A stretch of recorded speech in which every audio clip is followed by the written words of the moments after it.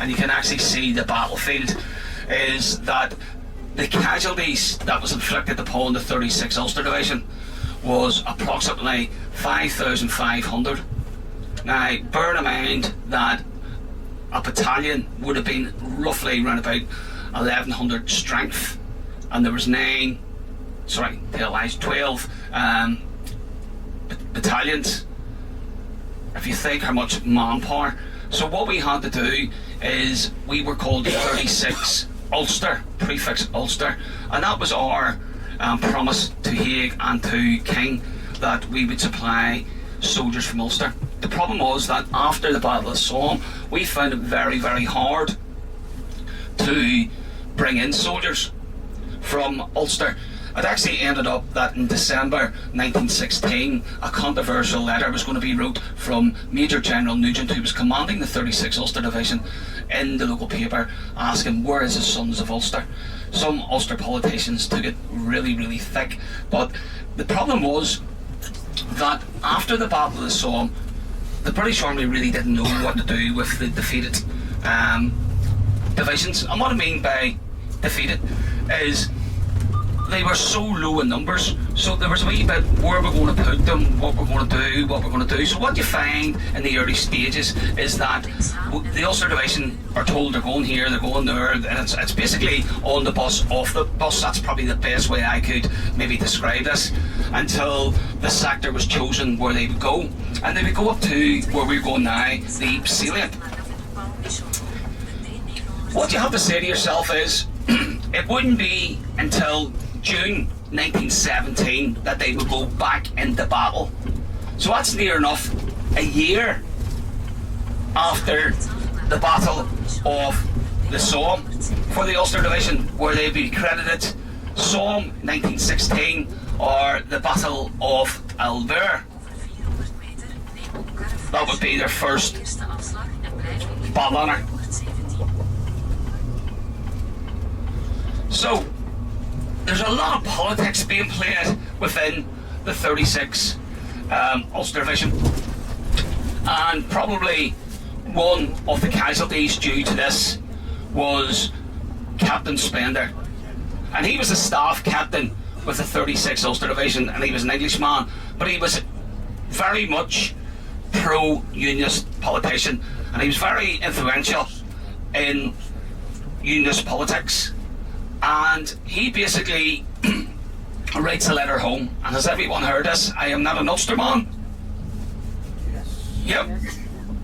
But as I watched their attack on the 1st of July, yep. And also what he does in that letter, he turns around and says, Major General Nugent didn't know his men, now he does. Now, that was a private letter sent home to the previous commander of the 36th Ulster Division, Major General Powell, and the 107th Brigade commander. It was a personal letter, and they published it, they sent it to the papers. So Nugent was the type of commander who had a very, very bad temper. You think my temper was bad getting you on the bus from Burton Court? He was 100 times worse. And basically what happened was that he basically was infuriated at this letter. He felt insulted. One of the things that he felt insulted was, number one, it says he didn't know his men. Nugent took that very, very personal. So he did, and went, what do you mean? I'm the officer commanding the 36th Ulster Division, and the general officer commanding, so how did I not know my men?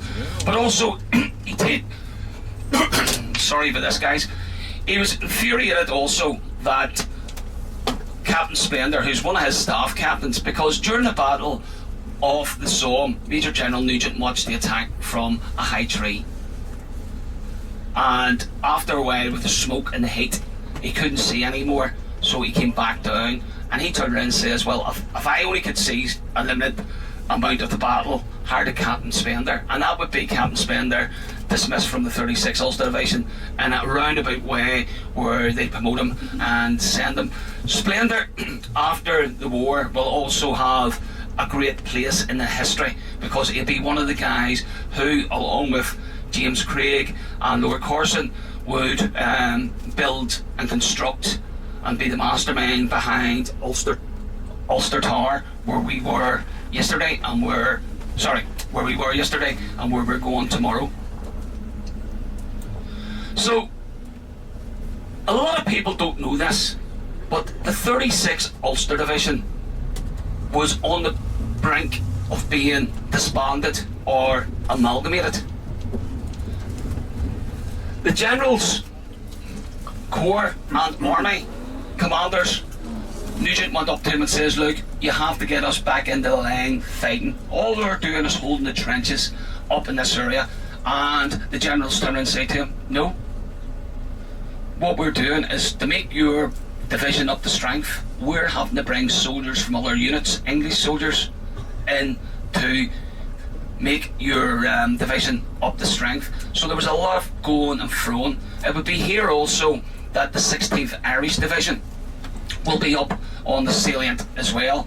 There'll be a major that General Nugent will become very, very friendly with, and his name was Major William Redmond, who was the brother of John Redmond, who was shouted out. Yep, you're 100% right. So Nugent's idea was that if the 36th Ulster Division, and this is how close, this is really, really how close, we're enriched in history of the 36th Ulster Division. At this stage here, it is looking like the 36th Ulster Division ain't going to be any more. He wants to amalgamate with the 16th Irish.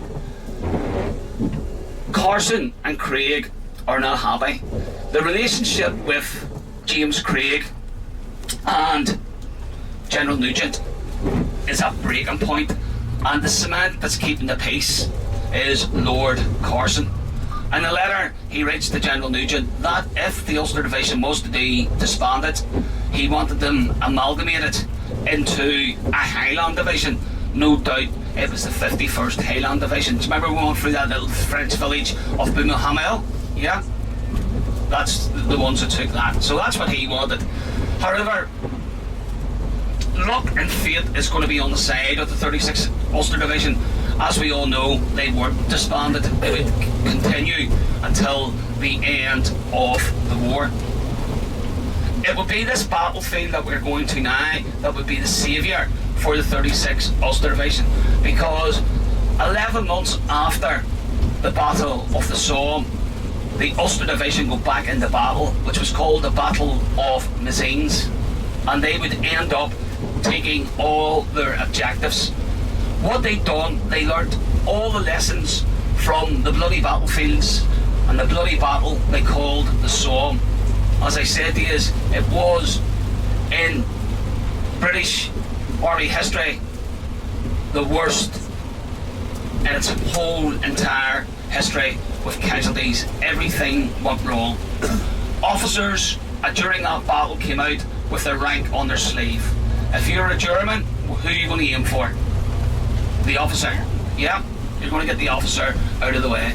And also what we done is we walked in mass formation. The Ulster Division didn't do that, and we'll talk about that when we're on boots on the ground tomorrow. So the Battle of Messines was going to be what the British Army still have in place today, and I know that we have ex-military personnel, both male and female, within the group, and what they're going to do is communication. Communication is going to be key. What we learned from the lessons of the Battle of the Somme was when all our officers were killed, wounded, we relied heavily on our senior NCOs. After they were killed, wounded, there was a bit of confusion. And again, what they wanted to do was put more emphasis that everyone on the battlefield, including the private soldier, knew their objective. They also knew that walking in a straight line was only going to be asking for trouble, and also what they learned, what British Army now call mopping up. And what we mean by mopping up, we're not talking about mopping out a toilet or anything like that. Sometimes when an army fights, they miss pockets of the enemy. And what happened at times during the Battle of the Somme, which we'll learn tomorrow, is that not only did the Ulster Division have enemy fire coming upon them from the front, they had it in both flanks and at times from the rear. So they had to turn around and say, right, make sure this doesn't happen again, what are we going to do? And what they done is they specifically designated battalions that during the battle, when they reached their objective, a mopping up section or platoon or company would come up and take out what that other company or platoon had missed out, so that the enemy either surrendered or was killed. What they learned also, which is in the British Army today, leapfrogging. And what we mean by that is their objectives was quite simple. They were coloured lines. They were the red, the blue, the green, the black and the mauve line. So what they done was one company would move forward to the blue line, consolidate its position, and then another company would come up, which is probably the mopper-uppers, and then from there they would take over the attack at a designated time and continue until the red line. Then they would consolidate again, wait for the other company to come back up, and they would take over the attack, and that's what done, and it was called leapfrogging. Also what they learned as well, that at times they needed to work in small groups, and then what we have is section and platoon attacks. This is part of the British Army tactics even today.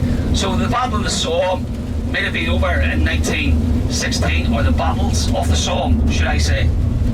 But the tactics and the lessons are still in place today in the British Army.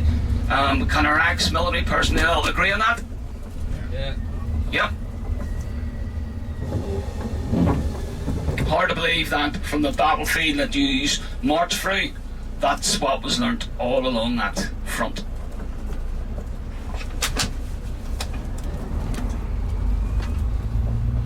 So what I do is, I remember when I first went out into the battlefields, and I remember saying to the tour guides, where's the British, where's the Germans? And they looked at me at times and went, I'll tell you in a wee minute.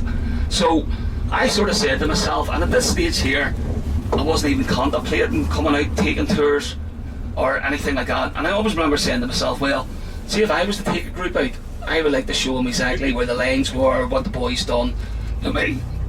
And what I mean by the boys is during that time, bear in mind that women couldn't vote at that time, so that just shows you the period that we're in. The girls who volunteered in the VAD and the nursing corps, they would probably be more, well, there were more back. There's only one lady that is buried, and we'll talk about her later on, in the Ypres area. But the girls and the women had an important role to play. What they done is, some of them were called the Canary Girls. They made the shells for the boys to keep the home fires burning. And not only that, a lot of them volunteered to come out to France to nurse the wounded soldiers.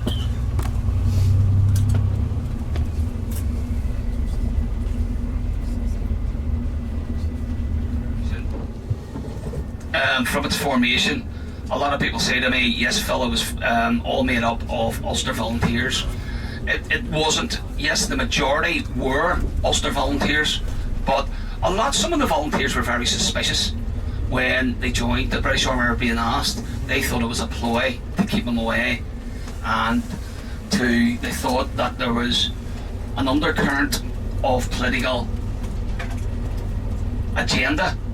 So if we're out of the way, anything could happen in Ulster. So there was some soldiers or volunteers from the Ulster Volunteer Force which was very, very sceptical. Also what you had as well, you had just some who were unfit and deemed too old. And the 36th Ulster Division will always be associated with Major General Oliver Nugent. However, what we forget about is who was before him, who trained the boys before they went across from Seaford in England to France. There was a guy called Major General Powell, And what the British Army done, he was really looking forward to going to France. A month or two before they go to France, the British Army tell him he's too old to take command of a division, and that's when Major General Nugent is appointed. His job was, he was a brigadier at Ypres, and he was a very, very intelligent officer, because he went to staff college in the early days with the commanders of the British Army, Gough and people like that. So he would have been known in them circles.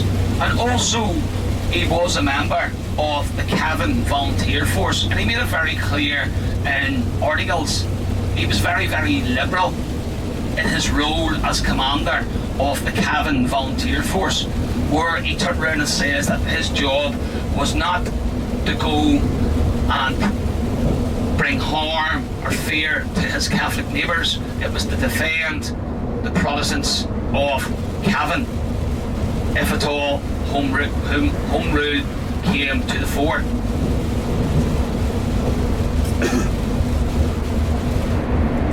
Major General Nugent was from Mount Nugent in Cavan.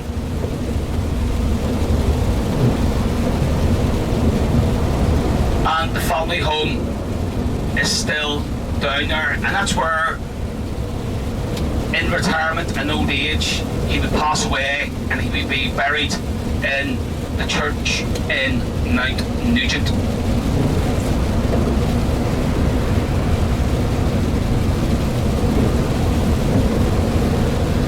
So as I said, the saviour for the Ulster Division is going to be the Battle of Messines, which we're going to now. And I'm actually going to show you the location that saved the 36th Ulster Division.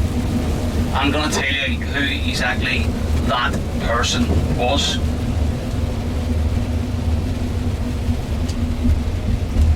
The Battle of Messines, as well as afterwards, you can actually see pictures of the Wytschaetes and other units, and they have war trophies with them. They have the German hats, all different bits and pieces, and it was a very, very good day in the history of the 36th Ulster Division compared to what happened on the 1st of July 1916. Can you just imagine being one of them soldiers who went over the top on the 1st of July 1916 and you're being told again that you're going over? There must have been something going, here we go again. But the tactics, the ground was very, very good. People say to me, Phil, we always talk when we come to the Somme that this is a ground war. Yep, it was open warfare at the very start, and then it came stickment, and then it went into trenches. First time ever. The British Army was used to having cavalry charges and stuff like that. And Richard's reading a book. It's a week in March, is it the worst week of March, or? A long week of March. A long week of March. I'm not going to spoil it for him, but there's a good old cavalry charge in that one, so there is. So, what then happens is our guys are not used of trenches, and the British Army's whole mindset and all this is, don't worry lads, we're not here for the long haul. However, little did they know that the conditions that the Germans were in were much superior than the British. In fact, what they were doing is they knew that if the British broke their lines, they were actually working on what was called the Hindenburg Line. So the Germans were always thinking ahead.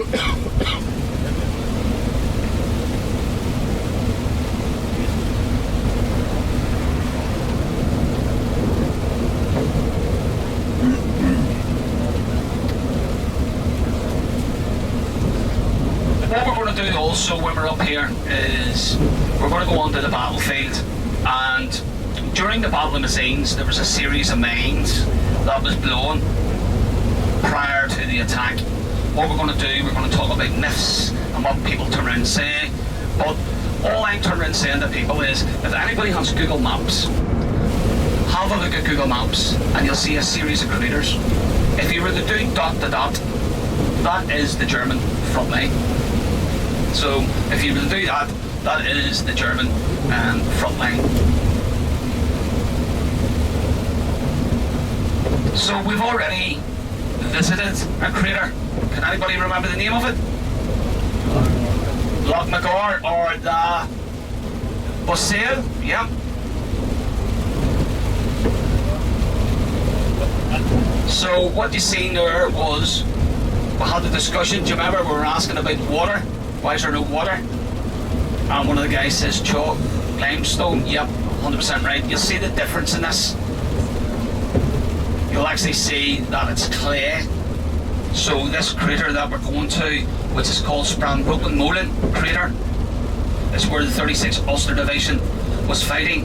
Also to the right, we'll see, can we get up to it? Sometimes it's difficult, is the Christopher crater as well. On this attack, you're going to have the 107th Belfast Brigade and the 109th. To the left of the Ulster Division is going to be the 60th Irish Division, and we're going to talk about their objectives for the 36th Ulster Division, and you're going to see right for yourself. You're going to be standing in the German front line looking at the battlefield.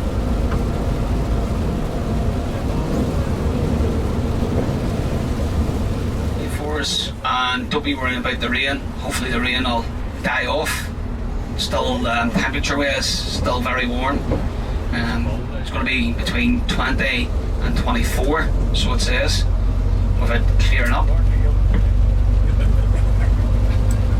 You wish, you wish. Passports, we're just coming up to Belgium here, passport control.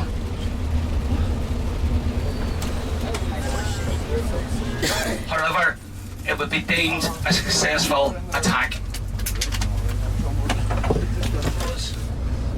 0 hour, or the attacking hour, for the Battle of the Somme was 0730 hours in the morning. This attack is going to take place at 0310 hours in darkness. 10 past 3 in the morning, they are going to attack.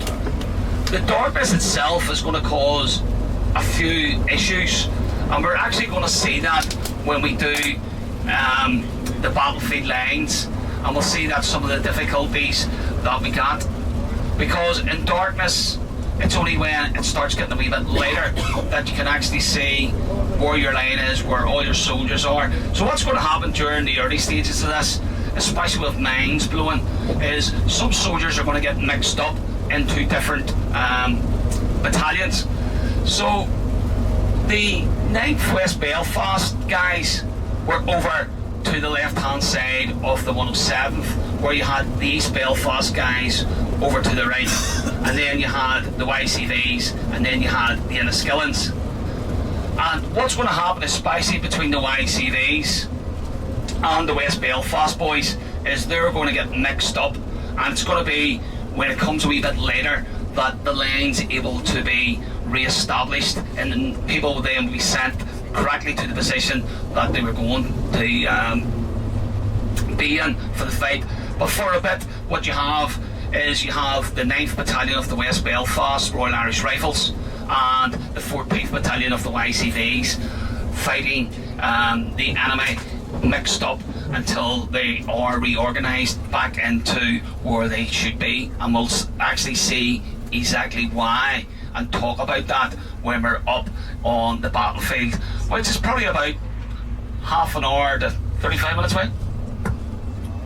Yep. And they will participate in what is called the 3rd Battle of Ypres, and where they will be attacking, they'll have the 60th Irish on their right hand flank, and they'll be attacking which will a battle that will be known as Line Mark. So people that doesn't have their passports, if you can just wait inside that wee fence there for me, to my right. I did. And where's the one slobbering about Arras? It's all full of Arras people in there, so they'll be waiting for you, alright. A complete disaster for the 36th Ulster Division. A lot of people would associate this battle with Passchendaele, would be used quite often, but we have to be mindful that we're still in the early stages. There's going to be 2 battles of Passchendaele, and at this stage here,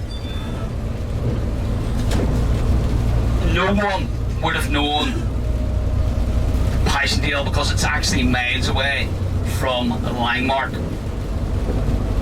But the battle, for some historians, will be renamed and be known as Passchendaele. I always like to give the guys at the early stages their start, and I always call it the 3rd Battle of Ypres. So there's 2 battle honours that can be used at this stage here by the time we move on to Langmark battlefields. And what we'll do maybe is we might change the itinerary round slightly to show you the Langmark battlefields. There's really nothing to see, as in memorials and stuff like that, very few. But what turned out saying, that was an absolutely disaster for the 36th Ulster Division. So up until then, they will have Somme 1916, the Battle of Albert, they'll have Messines 1917, they'll also have Ypres 1917 or Langmark.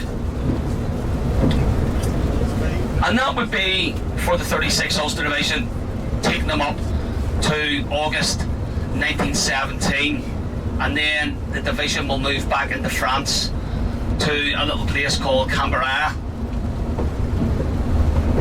36th Ulster Division, which was never credited to the 36th Ulster Division, and we'll talk about that when we get to the battlefield.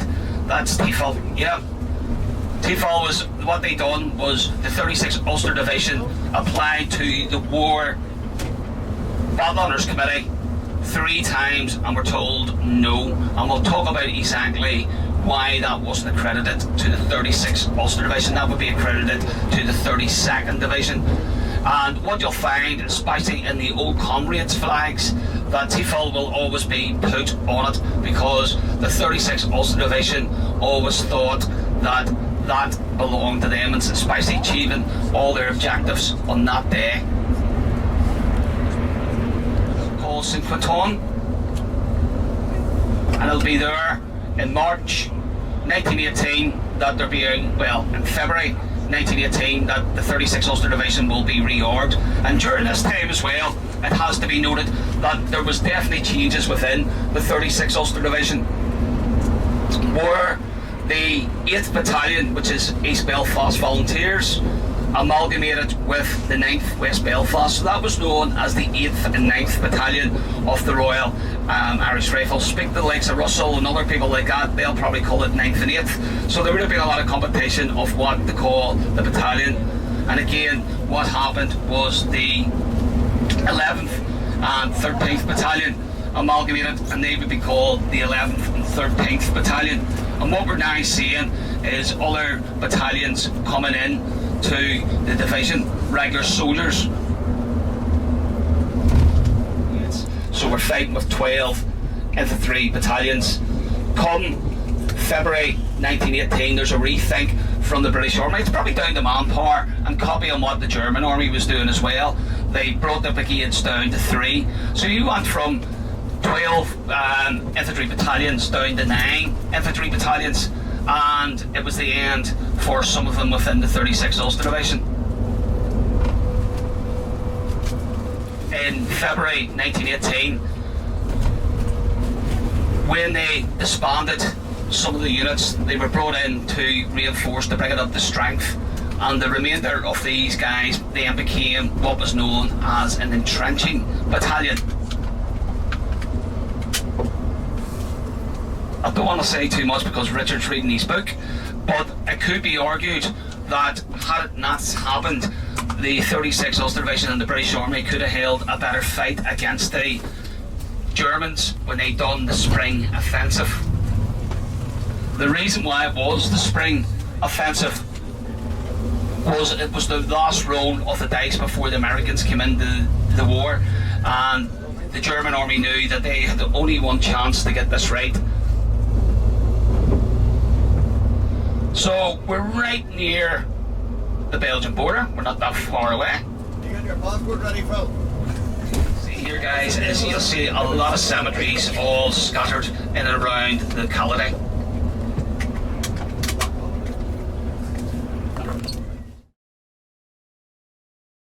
So what to do was took messages back and forth, and it would be in around this area that when we get closer to Messines that he would be hit in the head with a piece of shrapnel, and he would also be awarded the Iron Cross. The Iron Cross is the highest military award that can be given to German soldiers, so he would be awarded that, so he would. It was actually in a church in Messines, right down to the cellars. You can actually get in and you can actually see why the cellars were actually used.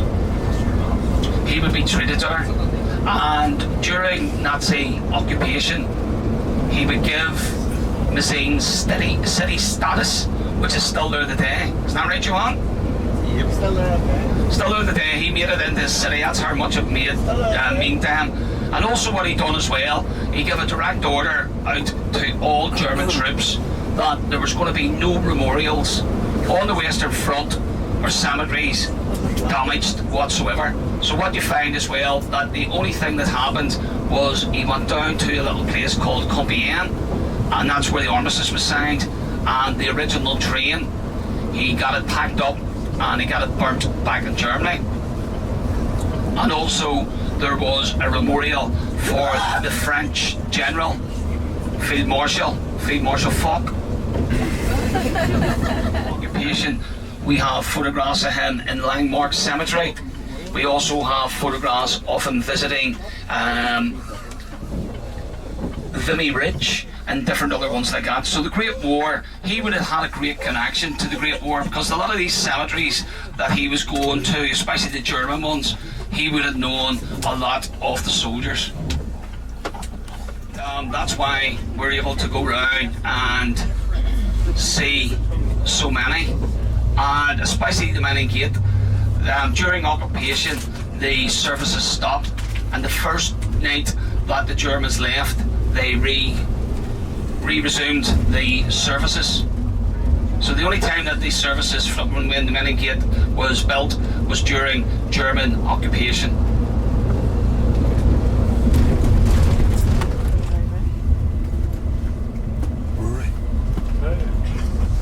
And you're getting to see a wee preview of what you're going to see later on here. We're going to stop at the 16th Irish Cross for the 16th Division, and also the Divisional Boundary pillars.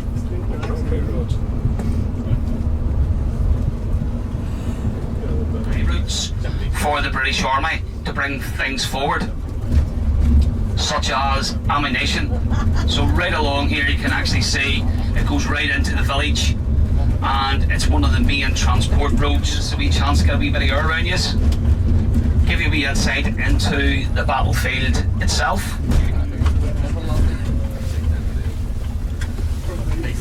Battlefield here, and if we just slow down, there's one of the craters. Remember I was telling you about, if you had a look on Google Maps. So the young guys that's on here as well, they're all Googles, and some of us it's in it. If you have a wee look where you are now, you'll see a series of craters, and they were blown up for the Battle of Messines. So that is actually the German front line. We're now starting to move into the sector of the 14th Battalion of the Royal Irish Rifles, the YCVs, and they were the ones that was attacking. So if you can look at this at the minute, you're probably in the German second line, yeah? To my left hand side, red brick. Move it on up a wee bit, you'll see a wee German blockhouse. Russell, that's where the West Belfast boys and the YCVs took the bunker. So even though that they break through the lines, the German lines of defence are still well fortified.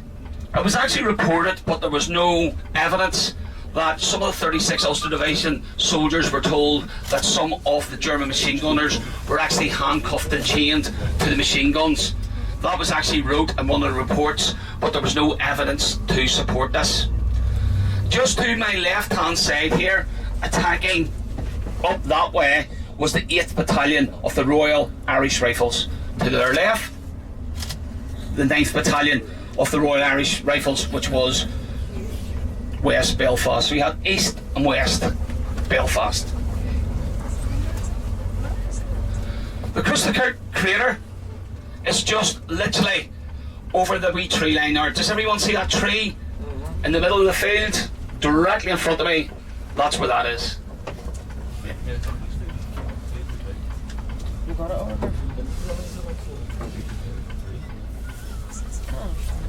Field is if everyone looks out to the right hand side. Yep, see where I am? Just facing out.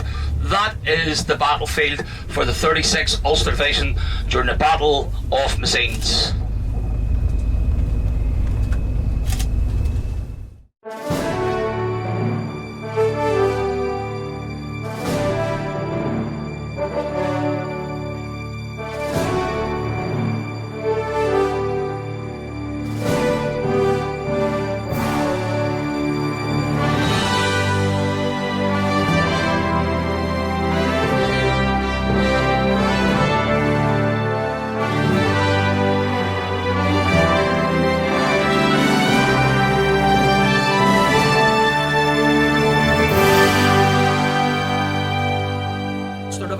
So we came from the Somme, we're now on Messines. This is now the second battle that the 36th Ulster Division will participate in.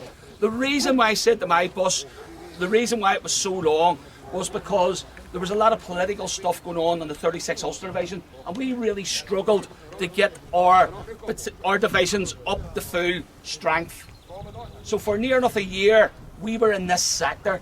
So all these cemeteries all around here are casualties for manning the trenches. Eventually, when it came that we can participate in the battle, it was going to be the 107th Brigade, and if you think about it this way, clear down to my right hand side, it's going to be the 8th Battalion of the Royal Irish Rifles, East Belfast. Then it's going to be the 9th Battalion of the West Belfast. Then what you're going to have is the YCVs, the 14th Battalion, and you're going to have the 109th Brigade just over to the left-hand side, and to their left-hand side, you're going to have the 16th Irish. So what we're going to do is show you the battlefield. Yep. Everyone see that church in front of me? Yep. That is the village of Wytschaete. Yeah. That's what they called it. They couldn't pronounce it because it's Wytschaete. Yeah. And they went, there's no way I can pronounce that. So the British Army and all the soldiers knew it as Wytschaete. Church, follow it down, wee group of houses.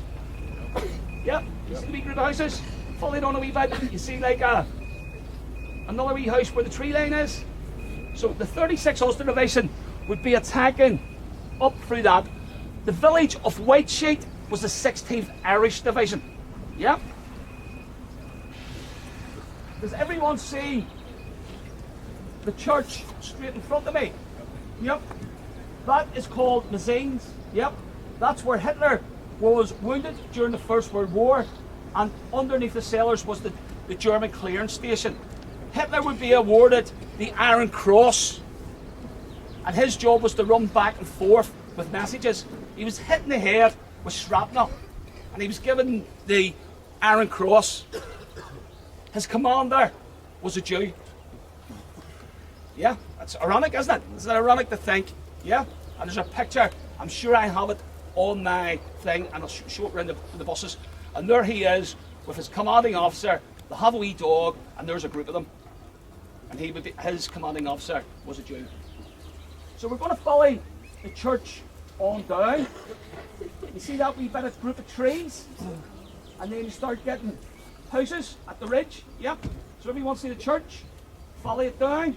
Wee group of trees, follow it down a little bit more, and there's a farm. So that's the battle, that's where the 36th Ulster Division is fighting. What we're going to do is we're going to learn from the Battle of the Somme. All the military folk that's here will know that now the British Army fight in section attacks, leapfrogging. To this day the British Army use them as their tactics. What we're going to do is this whole area is the Messines Ridge. And what we're going to do is we're going to tunnel underneath the ridge. We're going to set bombs, and at just before 0 hour, which is a darkness, 0310 hours, we're going to blow a series of mines up. When them mines are blew up, we start the attack. Things are going to go a little bit pear-shaped because, number one, it's darkness. Where's all the military folk? Fellas and girls, hands up, all the military folk. Right, so you're coming along and there's a big hole in the ground. What are you going to do? Are you going to go down and up, or are you going to go round it? You're going to go round it, aren't you? There's no way you're going to go down and up the hill. So basically what happens, there's a whole massive gap in the 36th Ulster Division line, and it's when daylight comes about, what we're going to do is reorganise the line. And that's why the YCVs are mixed up with the 9th Battalion of the West Belfast Volunteers, because it's that darkness. And then what we're also going to do is, when we secure one of the objectives, we're going to stay in that position. And we're going to bring up guys who, if we've missed the enemy in some way, it's their job. And what are they called in the British Army? Mapper-uppers. Yep, still being used to this day. Also, what we learnt as well, that this battlefield is going to be a bit complicated, because as you've seen when you came up here, especially just over to the right, there is a little farm, and just to the right of it there, it's actually straight in front of me, very hard to see. Does everyone see the farm straight in front of me, Rick? Yeah. Follow it, there's 3 trees to the side of it. Follow the fence up. That's a blockhouse. That was a German machine gunner position. So what we had to do was, before the storm, we just all walked forward. Well, the Ulster Division dashed, and they were able to wipe us out. So what we then had to do was work what we call platoon and section attacks. Still used this day in the British Army. And what we then done, used in the British Army to this day, a flanking. Yeah? So all the tactics from the storm, we put into place. And what we were able to do was to achieve all our objectives that day. It was even better than that. When we got to the black line, we actually went on to the mauve line. And as I said to my boss, if you have some look at some of the pictures, especially if you go into the Imperial War Museum, you'll see the 36th Ulster Division with their war trophies. The German hats, the YCV have flags, you know what I mean? It's a yellow flag that says YCV. So it's a very, very successful attack. The coach is in our way at the minute, but this attack is going to save the 36th Ulster Division from being disbanded or amalgamated.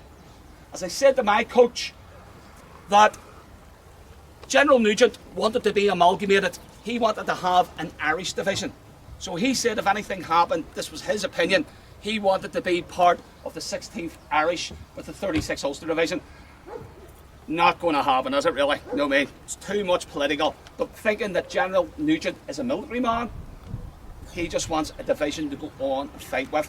However, it is actually Lord Carson writes to him and says to him, if at all the 36th Ulster Division is going to be disbanded, he wanted it into a Highland Division.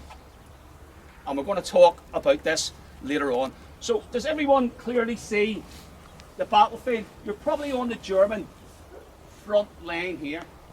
So that was our first objective. Go up, see that. Next one comes along, takes it to the next one. But don't think this was a walk in the park, because there's a German pillbox over there. The casualties in this battlefield, does anybody know how many there was during the Battle of the Somme? 5,500. The casualties in this battlefield is going to be just under 1,100. All the objectives taken. It's a good day in the British Army history. After the worst bloody battle and the worst part of the British Army history of the Somme, this was very, very successful. This gave a bit of morale to the British Army. And can you imagine if you were one of them soldiers that went over on the 1st of July and you seen exactly what happened? And then the thought of leaving your trenches again to come over. I would say there was probably some of the ones going, will this go to plan? Will it not go to plan? But what they done, they achieved all their objectives. So let's recap. We participated in the battles of the Somme, which give us 2 battle honours. You either can use, or some people use both, Somme 1916 or Albert. This one is going to be Messines 1917. Why is it called Messines 1917? Because in 1918 the Ulster Division is going to be back up here. So is there any questions at all from anyone? Does the girls get a good? You can actually see that's the battlefield there. So next time that you see Ulster, Somme or Messines on a standard, you can actually turn around and say that you were actually on the battlefield. And as I said to my boss, this is something, and Jim English will tell you himself, Jim's been doing this for many and many a year. I thought you were going to say I was there.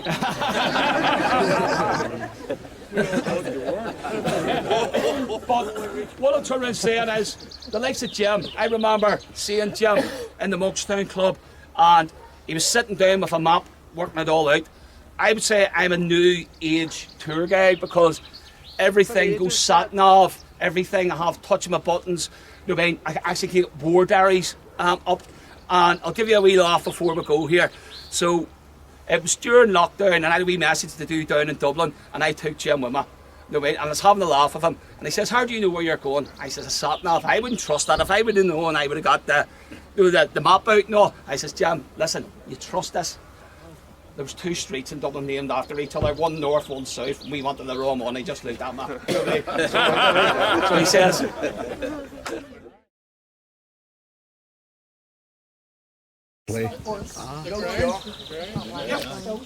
and that's why. So you can actually see when they talk about the mud, it's clay, so it's going to build up in the water. One question I had from a group one time, and maybe Jim can answer this question, is, Phil, why is there fish in it? Someone's brought a fish along, haven't they? That's what they've done. Someone's brought a fish along, and you actually see the fish. Honestly. Fish, that would be impossible. Or a couple of fish, or whatever. So, guys, Main Crater, it's also known as the Pool of Peace. The reason being that in and around the Messines area, and we'll talk about this later on, was with the 16th Irish and the 36th Ulster Division fighting side by side. That would only be the battle. They'll go up to Langmark as well and fight up there. And there was a series of 17 mines blown by the British Army in the early hours of the morning of the 7th of June 1917, and that signalled the launch of the Battle of Messines. This particular mine was started by the 171st Tunnelling Company. Now, there's some great movies out there. Has anybody watched the Tunnelling World War I movies? No? I'll bet you any money when you go back, you'll be on Amazon, Netflix. And what it is, it tells the story of the tunnellers. A lot of these tunnellers were miners, and they tried to join up. And if you think of working in a coal mine, you're going to have bad lungs, bad eyesight. And the British Army wouldn't take them in because they were unfit for service. However, they were needed to come out here. And this was started by one of these companies, the 171st Company of the Royal Engineers, on the 1st of January 1917. 6 months later, the mine was finished. So, if we're tunnelling, who do you think else is tunnelling? And one of the best records that you'll ever come across is tunnelling records. Because for you to do a tunnel, you need to know the exact measurements and everything like that. So, see when some of these guys were killed, it's now classed as a war grave, so they weren't dug up. And that's why when we went past in around the Boston area, you see white crosses. Below there is the grave of a soldier who was a miner. So, to celebrate it, 2 officers went up into the chamber with a bottle of champagne, just like you would do, and celebrate the success. And they were waiting for the charge. So, this was 90,000 pounds of explosives. So that is some amount of thing. The depth of the charge was 88 feet, 26 metres. The diameter at ground level is 250 feet, 76 metres. The width of the rim is 90 foot, 27 metres. And the depth below ground is 40 feet, which is 12 metres. The height of the rim is 13 feet 4 metres. So you can just imagine this was a massive, massive explosion. A lot of historians will tell you that the cemeteries that we'll be going to later on here, that they were the casualties from blowing up the mine. The problem that you had the YCVs, and what we're going to do with the YCVs is we have our YCV soldier there. Where are you? Right, jump in and Dave. Not yet, not yet. And what we're going to do is our next point of contact, he's going to be with me, and we're going to show you the front line of the YCVs, yeah? So it shows you how close they were. The war diary states that when they started the attack, the mine went off a couple of seconds after 0 hour, which blew the YCVs off their feet. It's dark, they're disorientated. A few of them don't know what direction they're going in. And when they come to this, as a soldier, are you going to go down and under? Sorry, are you going to go down and up? What are you going to do? Either side. Yep. So that's where the confusion. Now, I have no doubt that there was soldiers injured from this explosion. I have no doubt whatsoever. But it's in the war diary. The adjutant reads the report, and he turns around and says, when the explosion goes off, it's dark, it knocks them off the feet. Some of my men are disorientated. It means when we get past the crater, I have men mixed up. It's only when daylight comes about, they can reorganise them. And say for he's fighting with the West Belfast, I've turned and said to him, get on up that way. So when daylight came, they were able to reorganise the line. Yeah? The YCV war diary states that the first casualties that they come across is from the machine guns at the other side of the crater. So, if there was that many casualties in the YCVs from the mine blowing up, why did the adjutant not write that in the war diary? He would have wrote it down, it's a report.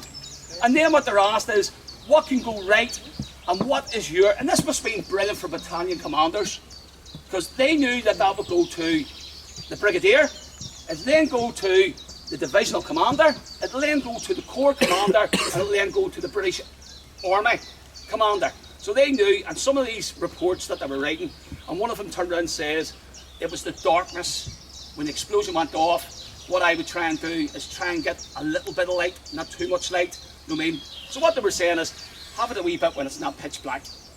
That would give us a better idea, and we could have done it. And as it turned around and says, is this was a very, very successful attack. Is there any questions? Any swimmers?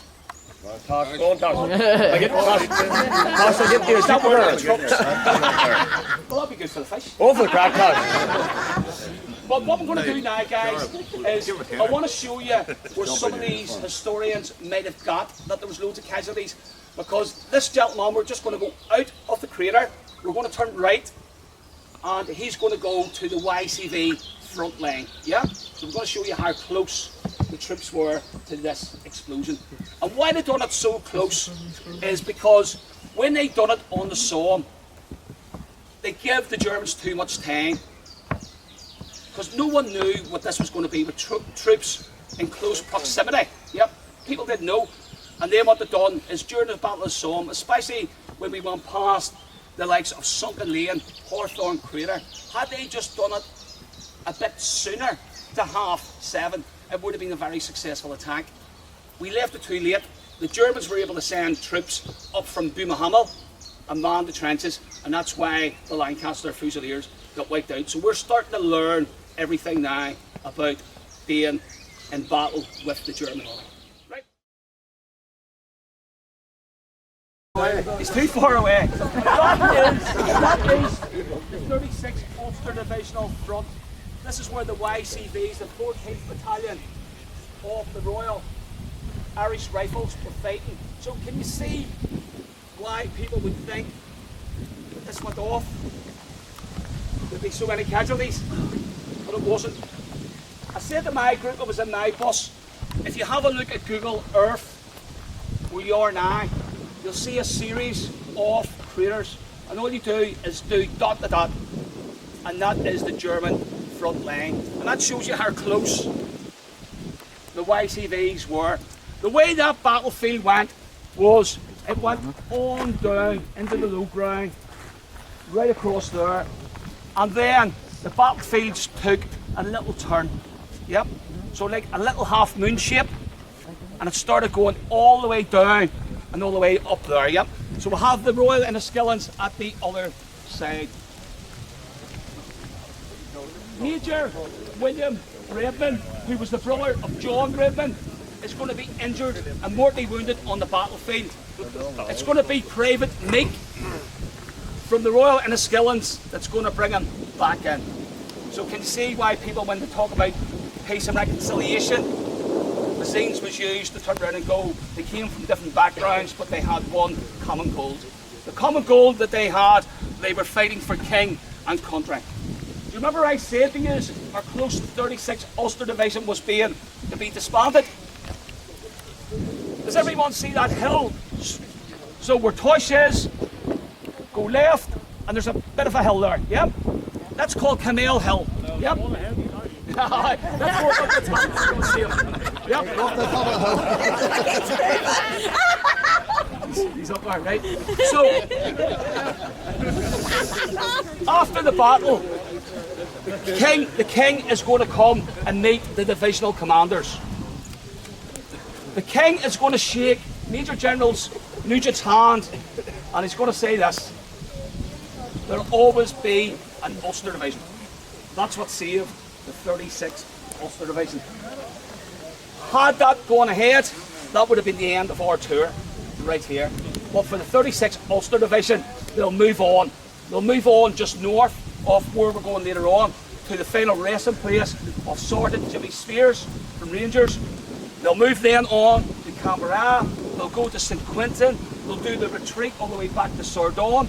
They'll actually come back in the line to hold the line north of Ypres.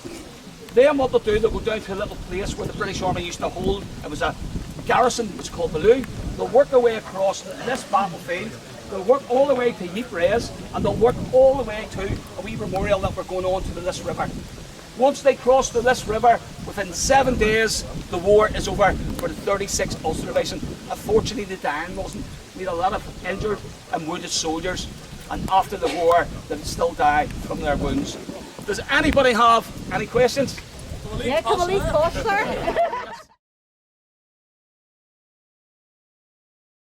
The good thing about this battle, if you can say good thing, was that they were able to clear the battlefield. So all the casualties was there.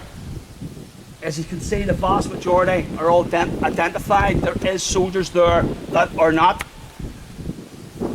So the 11th Battalion of the Royal Enniskillen Fusiliers, there was a guy called Captain Gallagher, and me and Jim will tell you the story of Captain Gallagher.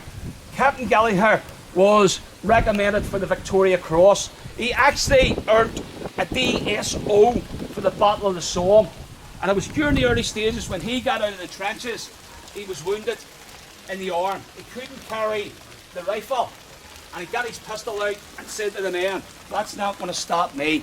Give him encouragement, and he would later die.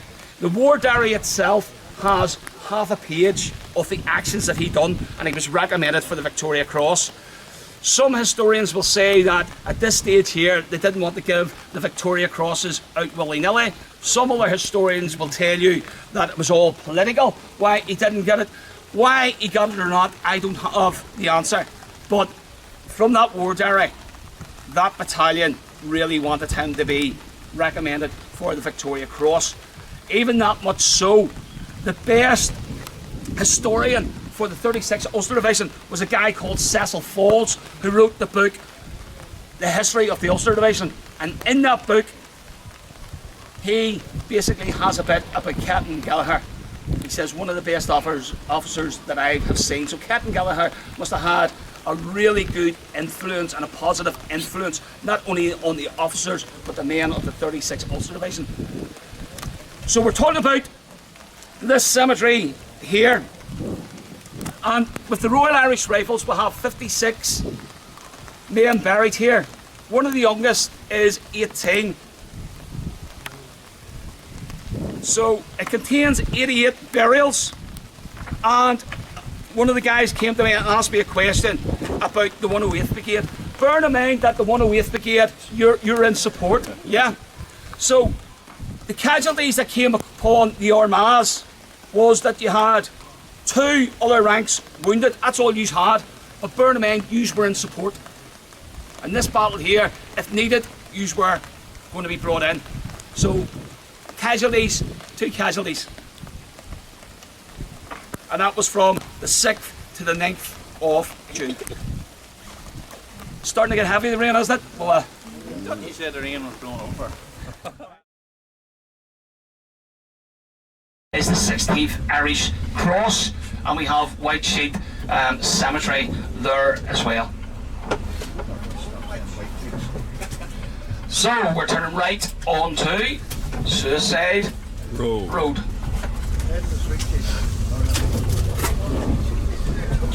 We done this for the 2017 commemorations when we had the riflemen and the police were supposed to meet us to escort us up to the cemetery, and the police were nowhere, and me and Jim had to make a decision to move the parade on.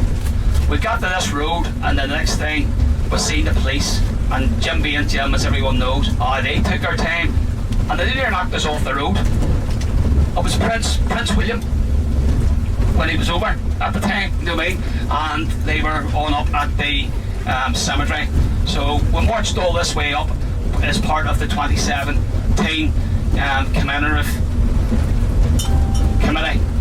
We had 36 riflemen, all in uniform.